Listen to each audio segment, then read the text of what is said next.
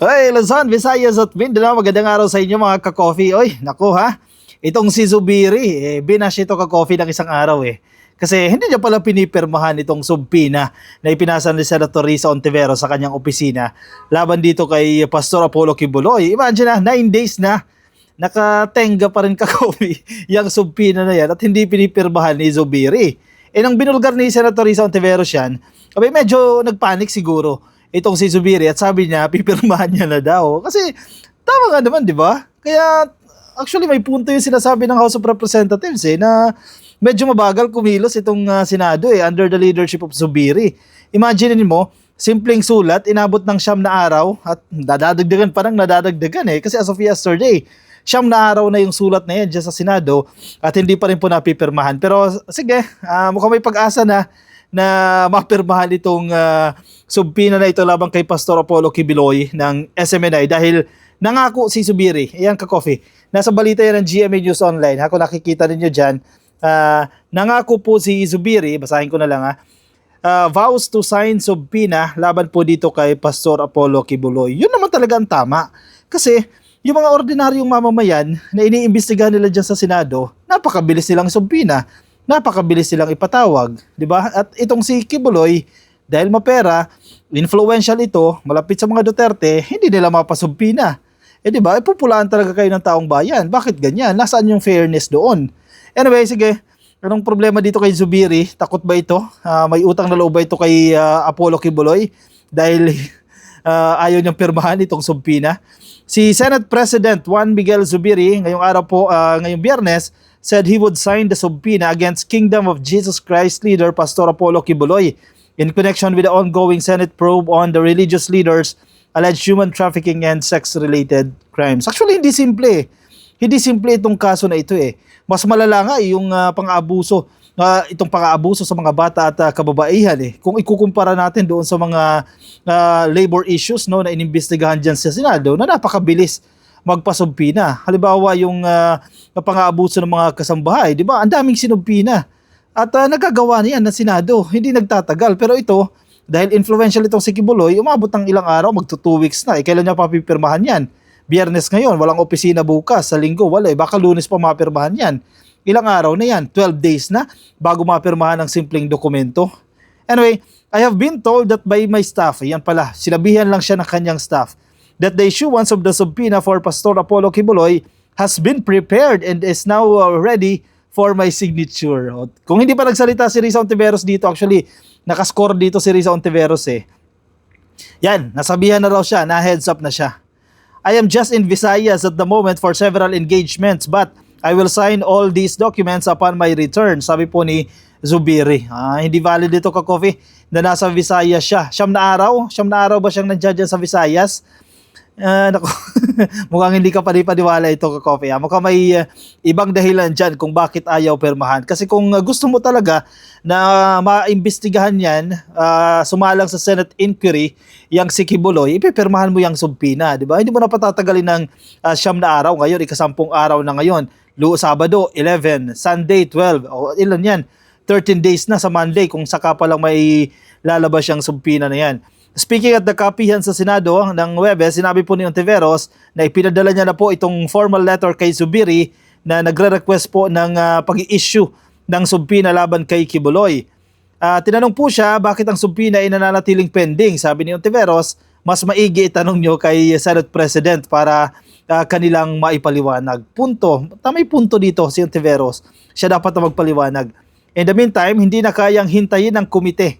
Yung committee po na nag-iimbestiga dito, itong Senate Committee on Women, Children, Family Relations, and Gender Equality, yung subpina. Hindi na nila mahihintay itong subpina. Itutuloy po namin yung pagdinig lalo na mayroon kaming second batch of witnesses, sabi po ni Ontiveros. Tama nga naman, kung hindi talaga pupunta at hindi talaga willing pumunta itong si Kibuloy, wala mangyayari doon sa investigasyon. Actually, unfair yan doon sa mga witness. Diba?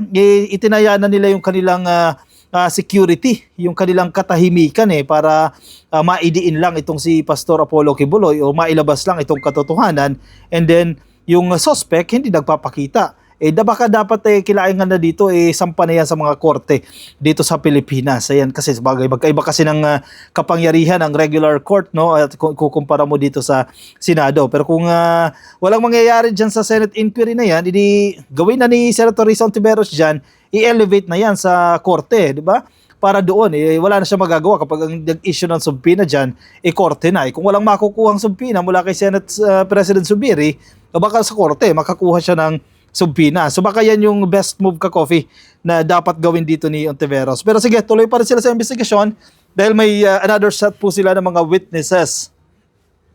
Zubiri said that any delay was not intended, noting that work has piled up amid the recent attack against the Senate and our democratic institution due to the fake People's Initiative. Ayun ka-coffee. Actually, nalilihis ka ng landas kasi pinatay na itong People's Initiative. Si PBBM mismo nagsabi, wag nang pag-usapan yung People's Initiative na yan, pero hala, sige, doon pa rin yung atensyon nandiyan sa People's Initiative.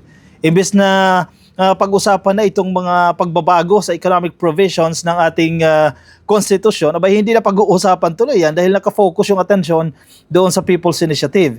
The Senate President was referring to the signature campaign for the People's Initiative, which asked voters if they are in favor of amending the Article 17, Section 1 of the Philippine Constitution to allow all members of Congress to jointly vote on proposed constitutional amendments via Constituent Assembly, na lubhang tinutulan naman yan ng mga senador. Pero ang problema, naging cause din yan ng alitan ng dalawang kongreso, di ba? Ng House of Representatives at nitong Senado. Kasi parang ang tingin kasi ng Senado, mas mataas sila sa HOR. At sinasabi naman ng HOR, ilang beses na silang gusto makipag-usap sa Senado, pero ayaw sila pansinin. Di ba? Kasi nga, mas mababa ang tingin sa kanila.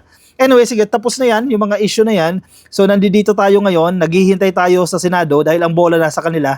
Kasi may agreement po itong House of Representatives at ang Senado at si Pangulong Bongbong Marcos, no, nagkausap-usap silang tatlo dyan na ang magdidiscuss, ang tatalakay dito sa People's Initiative na yan o dito sa pagbabago sa ating konstitusyon, economic provisions lang pinag-uusapan natin dito.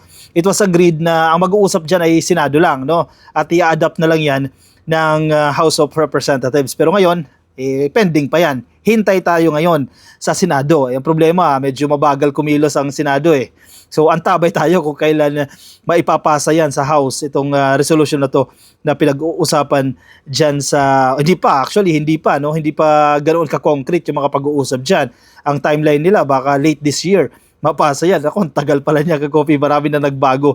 At doon ulit matatalakay itong usapin na ito dito sa People's Initiative. So yun na lang ka-coffee.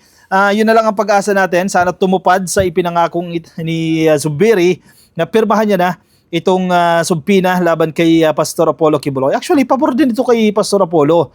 Kasi sinusunod-sunod siya dyan ni Senator Risa Hontiveros. Di ba? Maraming aligasyon sa kanya. So opportunity niya na yan. Pag nandiyan na siya sa Senado, nakaupo na siya dyan, ipagtanggol niya ang kanyang sarili. Di ba? Kasama yung kanyang mga abogado para malinis din ang kanyang pangalan. Kasi ang pinupuna ng iba, itong Senate inquiry na ito, trial by publicity, which is yun naman talaga ang nature niya, no? Bukod sa ideally in aid of legislation para makatulong sa paggawa ng mga batas. Since wala namang nangyayari, total, sabayan na ni Pastor Apollo Kibuloy yan, di ba? Sige, harapin niya na ito. Ipagtanggol niya yung kanyang sarili. Sagutin niya yung mga aligasyon sa kanya, yung mga ibinabato ng kanyang mga witnesses against him, no? Sagutin niya na yan. Kasi kung inosente siya dyan, kung wala siyang ginagawang masama, sigurado papanig sa kanya. Malakas pa siya sa Diyos, ka-coffee, no? Appointed son ito, sabi niya. Baka makalusot siya dito sa pagsubok na ito. Isa lang itong pagsubok sa kanya, kaya dapat humarap na dito si Pastor Apollo Kibuloy. Yun ay kung nandito pa sa Pilipinas, no? Pero dahil medyo mahaba na yung lead time, baka marami ng moves ang nagawa niyan. Kasi bakit kasi pinapatagal pa ni Zubiri, no? Anyway, sige, asa na lang tayo na pipirmahan yan. Pirmahan mo na yan, sir, para hindi na natutulog sa opisina mo iyang dokumento na yan dahil marami po ang naghihintay dyan. Mga kababayan natin, naghihintay din po ng sagot dyan sa investigasyon na yan na ginagawa ng Senado para marami din ang maliwanagan kasi marami din po ang nagtatanong ano ba talaga, totoo ba talaga itong ginawa ni Pastor o kung ano pa man yan. So ang bola again nasa Senado, antabayanan po natin yan. So anyway, ano ang say ninyo dyan? Sa tingin nyo ba pipirmahan nga talaga ni Zubiri yan? Sana by Monday pirmahan na yan. Kung naniniwala kayo by Monday pirmahan yan, i-comment nyo dyan yes or no dyan sa ating comment section. No? Mabasa rin po ng iba nating mga ka-coffee. Samantala, kung nasa Facebook po kayo at di pa kayo naka-follow sa ating Facebook page, pasuyin na lang ka-coffee ha, paklik lang po ng follow, yan nasa taas ha, click lang po yung follow or like dyan sa Facebook at kung nasa YouTube naman kayo, paklik lang po ng subscribe, yan nandyan sa baba ka-coffee, i-click nyo lang yan para dumami tayo ka-coffee sa ating tahanan. Alright, ako yung magpapaalam na sa inyo, maraming salamat po sa pagsama sa akin ngayong araw po ng Biyernes, kita-kits ulit tayo bukas ka-coffee, live stream tayo bukas ha, Sabado po alas 10 po yan ng gabi. Alright, paalam po sa inyo. Ingat po kayo ha, nasaan man po kayong panig ng daigdig. Paalam.